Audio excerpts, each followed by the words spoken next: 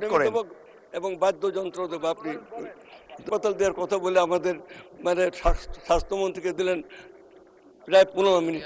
মানে এটা এত এত বৈষম্য আমরা চাই না। মানে মাননীয় সদস্য, সময় তো উত্তীর্ণ হয়ে গেছে, আর 2 মিনিট আপনার কথাই রাখলাম, আর 2 মিনিট। ধন্যবাদ। 5 মিনিট দেন তাহলে একটু ভালো।